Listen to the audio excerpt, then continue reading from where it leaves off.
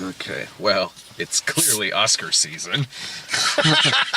Is it January already? It feels like it's January. Is it January? I feel like Rules Don't Apply was so long that it is January now, and we just went to go see Incarnate, and Brian must be busy looking for me. Actually, it makes sense that you're here at Incarnate, because Brian was at Voiceless, the religious movie. Like, we gotta switch. We're gonna switcheroo. We're getting ready for 2017. We're mixing it the fuck up. Yeah. We're just sending Brian to kids' movies from now on. Brian and Allison are at the kids' movies now. No, let's make it really interesting. Let's send Allison and Jared to kids' movies together. That would be pretty good. Jared likes all of them. Allison's pissed. Because Jared says something every episode. Or maybe likes Smurfs 3, which admittedly does look like the better of the three. But, so Incarnate is a piece of shit that's playing in theaters right now. Was a stunning hot mess. This movie is... I know I use this term a lot. This movie's frustratingly bad because it seems like it should be good trash. Yeah. And it's not. No, it could have been really fun trash. Yeah. If you had told me that there was an exorcism movie in theaters starring Aaron Eckhart that's like an exorcism movie version of The Cell, but for some reason feels like it's maybe in the same universe as The Replacement Killers... I would... With some stuff taken from Inception. Yeah, with a little Inception thrown in there. And some Ironsides. And Ironside. And if you also told me that it is actually a failed pilot of a TV series, which is kind of what this feels like. Yeah. I would be like, that sounds like some good garbage. Like that donut that's on top of the garbage that's still technically edible. No, that's garbage, Brad. No, it's garbage, but... You don't eat the garbage. It's garbage that is still fresh enough it won't make you sick, and I maybe won't regret it afterwards. But no... You're still eating garbage, though, man. This is a bad analogy. Don't eat garbage. I love you. Don't do that. Oh, come on. How many McRibs have we both had so far this winter? But none out of the garbage! They kind of start out from the garbage, Dave. No, they don't. Don't get me wrong, it's delicious. It's quite delicious. But there is a difference between eating a donut that's on top of the garbage than one that's all the way at the bottom that's soaked in fucking drunk urine. Why do you pee in your garbage can? Because I was probably drunk. Listen, regardless, it's still eating out of the garbage. Don't do that. No, yeah. And don't pay money to go see this movie. No, please do. I want them to make a sequel. They're not making a sequel to this. To this piece of shit? No. No, the director's too busy making Journey 3 From the Earth to the Moon. The lost chapter of the From the Earth to the Moon miniseries. Thank God. So Aaron, this movie... Again, it feels like I should be having fun with this. This is a movie that starts out with Aaron Eckhart in a nightclub, again, like it's the fucking Replacement Killers and Blade, where he's inside the mind of a possessed guy's head, because that's what Aaron Eckhart does. He can go into the minds of possessed people and pull them out, again, like Inception meets The Cell. And he's called in on another case. He's in reality, he's in a wheelchair by the Vatican. Yeah, by the Vatican. Because he's called in on a case of a possessed child, of fucking course. And he's got to go into the mind of the child to bring the possess. Man, I wanted to enjoy this in a shitty kind of way, and I never did. No, because as soon as that nightclub scene is over. It started with the little kid getting possessed. Oh, when he literally says, "Let the games begin." And that is not even the worst line in this movie. No. Because the worst line is kind of amazing. The worst line was when it went from being like, this is awful, to like, this is awful. This is mesmerizingly awful. When Aaron Eckhart, which I have always loved Aaron Eckhart, and, same here. and by God, do I have even more respect for him after this, because he plays this part as if it's not trash, as if like he's back in another Christopher Nolan movie, as if he's in a Neil LaBute film. Yeah. He does not sleepwalk through this. He is playing this like, I'm a great actor and I'm hired to do a job and I'm doing my job. But see, the thing is, I think he was kind of sleepwalking through it, but he's such a good actor that it didn't... That you can't tell. And he's so obviously the best part of this horrible movie. Yeah. That it's just kind of like, well, shit, he could just be making fart noises and he'd still be the best part of this horrible fucking movie. Yeah. Him in this movie is like Kevin Bacon in The Darkness. It's sort of like... What is happening here with this? Suddenly there's a level of acting gravitas brought to this shit. They're like the Kevin Bacon horror movies from the late 90s, early 2000s. Like, well, those were still good. Like, Stir of Echoes was fucking good. What's the one, Paint It Black? No, that used Paint It Black. Yeah, it was something. No, it was that. It was Stir of Echoes. That used Paint It Black. Okay, yeah. That was a good movie, though. Now, Stir of Echoes 2, on the other hand, with Rob Lowe... That's more along the lines of some shit like this. Like The Cell 2, that direct-to-video sequel. Fuck. And with a straight face. Like, I gotta hand it to Aaron Eckhart. He never cracks in this movie. He never shows a smirk. He never shows that he's in on how shitty this is. He goes from beginning to end. He had to know. Yeah, he had to have. And from beginning to end, he does it with a straight face, and he says the line, "When I was 26, I figured out I could go into the minds of possessed people." Okay. And this is 3/4 of the way into the movie. And there is nothing added after that. Nope. That is their explanation, which opens up so many more questions. No, it's... This whole movie is one of those movies that, like, it tried so hard to explain everything of what's happening. And it's one of those movies where it's like, listen, man, this is a cheesy horror movie. Mm-hmm. Let us just go for the ride. We don't need a whole lot of explanation.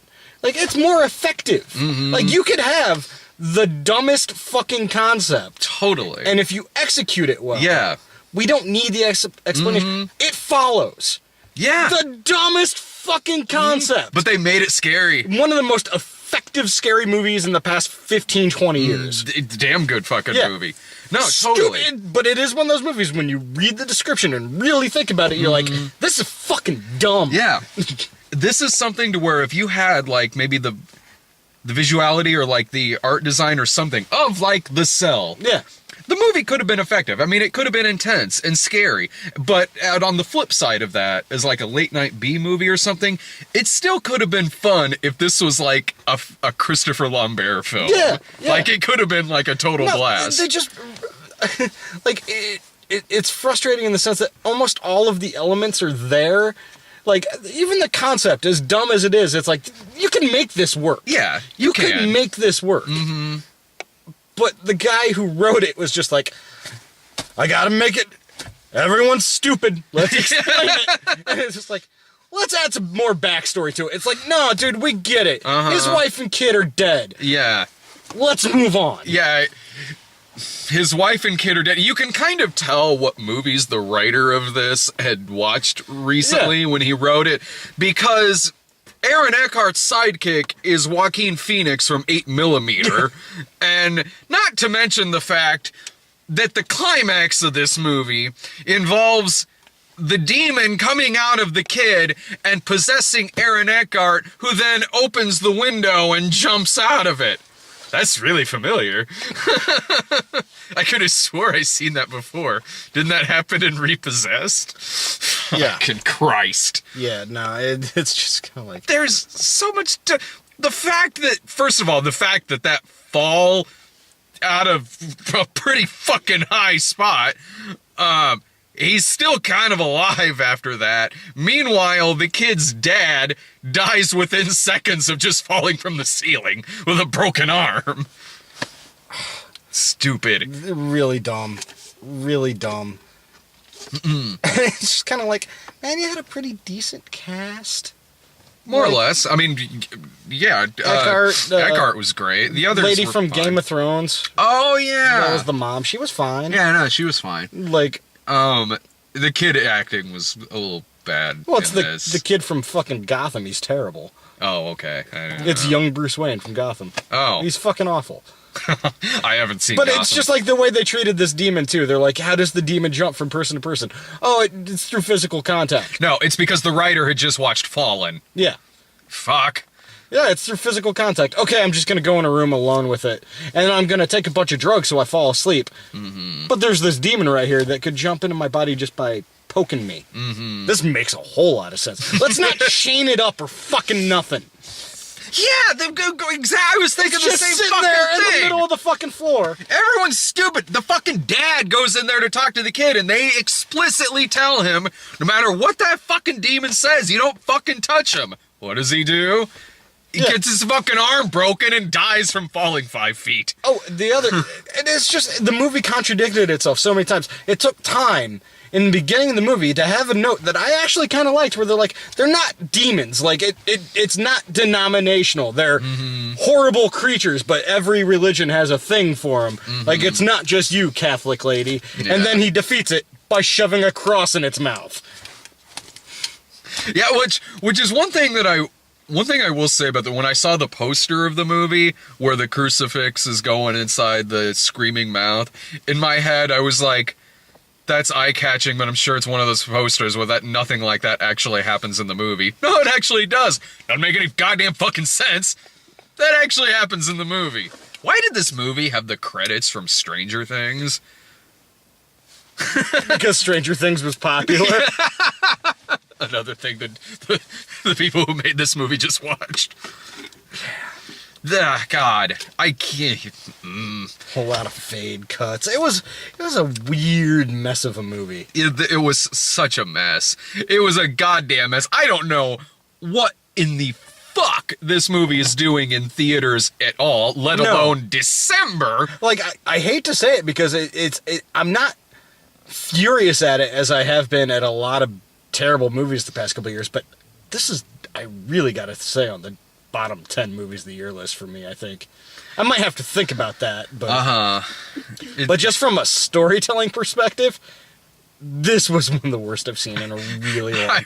I was miserable in this fucking movie. I was just so enraptured by the train wreckiness of it. It's like, why don't we make movies in Hollywood? Yeah. Like, our movies aren't great, but they're better than this shit. The fucking Lord, yeah. Like, I was mesmerized by the fact that, again, it felt like I was watching something that is burned off on TV in the summer because it was a failed pilot. Yeah. And even a lot of those are better than it. I watched that 78 Doctor Strange movie like a couple of weeks ago. Far fucking better than this goddamn It was movie. like a failed pilot for, like, the CW. And they're like, okay, well, let's add another hour of footage to it and see if we can't make it a movie. Yeah. Yeah. That is totally what this movie was. And even the part when he's inside Not even the CW, I'm sorry, the WB. the WB UPN. Yes. When he's in their head, there's nothing original about it. It's not like it's nothing. Like It's it's simple and it contradicts itself. Because, yeah, in the first one, in the nightclub scene, everyone in the nightclub turns out to be a demon of some kind. And then the next time he goes into the little kid's head, he's running through a fucking crowded ass carnival. Yeah. And they're all just like, "Hey man, you alright? You alright?" It's like through a carnival, through the park, through a carnival. Again, there's certain things that they really could have elaborated on in this, or like extended. Like, there's a part where, like, the little escape room he gets to every time, it's always the same room, just a different color. They always have to go through a window, and plus, there's a part where he thinks his wife and kid are still alive, but then it turns out he's possessed and this isn't actually real. And they really, if this movie was smart in any way, shape, or form, they really could have really made it like kind of a conflict in his head. Like, do I stay? because I have my wife and kid back. And they could have ended it on that decision. Yeah, that would have been interesting. That would have been something interesting in this. And no, they don't do anything with that. And the thing, like the ending too, where he jumps out the window, it's not shocking, because in the first 20 minutes he goes and talks to random other exorcist who's like, here, take this. And use it to kill yourself. Use it to buy yourself 10 seconds to kill yourself. And by the way, because I'm an asshole, I counted at the end when he took it. It took him 35 seconds to kill himself. Because you know what? He's handicapped, and he crawled across a floor to get to a window. It did not take him 10 seconds. Well, that reminds me, too, did they say something in this movie about, like, all of this has to be done, like, in 2 hours or something like that? 8 minutes. Oh, okay. 8 minutes. I got you. And it's one of those things, like, if you're going to set up that rule in a movie, I hate it when you don't stick to that rule. Yeah. Like, if you say something has 8 minutes, and then in my opinion, unless you're cutting back and forth to other things, yeah, you have 8 minutes. You have 8 minutes to do this scene. Exactly. And if it takes a second longer, then you failed as a filmmaker. Like, honestly, that's my opinion. Yeah, or you failed as an editor. There's exceptions to every fucking rule. Sure. Yeah, if it's a parody, like, or not even a parody. I mean, if it's if you're doing slow-mo or you're doing something else, yes, you can bend those rules. Or if it's good enough that you can ignore it. Like Goldfinger. Yeah. Like at the end with the bomb going off in Fort Knox. Yeah. And like, that was ridiculous. But yeah. But that's a great fucking movie. But if you give yourself a timeline, stick to the fucking timeline. And it drives me nuts that... No, I agree. It is one of those things that'll instantly take you out of a movie. I can't say okay, it's going to take a half hour of screen time. Yeah. I mean, I can't say I necessarily noticed it in this movie, but I was busy just wanting this shit to be done. Yeah. I had had enough of this fucking movie 20 minutes into it. This movie, it was just like, he had these two assistants with two different characters, and neither of them got fleshed out at all. Lord, no. But the girl one, I thought, was just completely unnecessary. Oh, you could have made that just one character. Exactly. You could have totally made that one character. And then the representative from the Vatican is, for some reason, a beautiful woman. Like, let's be honest, if you work for the Vatican, you're either a security guard, a nun, or a priest. And that's fucking it. That's fucking it. Even their lawyers are fucking priests. You don't have a woman in a tight business suit as your fucking representative. Which goes along to this feeling like a fucking CBS procedural. Exactly. Especially with, again, the like tattooed sidekick shit like it's fucking NCIS. He works with computers, give him tattoos that make no sense. Give him a metal shirt. I don't I don't recommend this at all. I don't even recommend this as like a Netflix watch or anything. This was really bad. If you want something like dumb, silly, and stupid, just throw on a Netflix and things like that. There are better. There are way better options than this. Yeah, no, there's plenty of dumb, stupid things to kill an hour and a half or just have on in the background. This isn't worth it. No, like, don't give bad shit like this isn't bad in the way like, yeah, watch it. I want this guy to make more movies. Like, this is bad in the sense that we need to stop this man and end his career because. Should not be making movies. Or not this. Yeah. And I feel bad because obviously there was some talented people that probably worked on this. Like, you know, like whoever did the camera work did a fine job. It wasn't outstanding by any means, but it was fine. It certainly looked like something you would have seen in the 1990s. Oh, yeah. In the late 1990s. But not even because I love some great like late 90s trash. Like I totally do. I could watch The Replacement Killers any fucking time. This even if this came out 20 years ago, it would still be a piece of shit.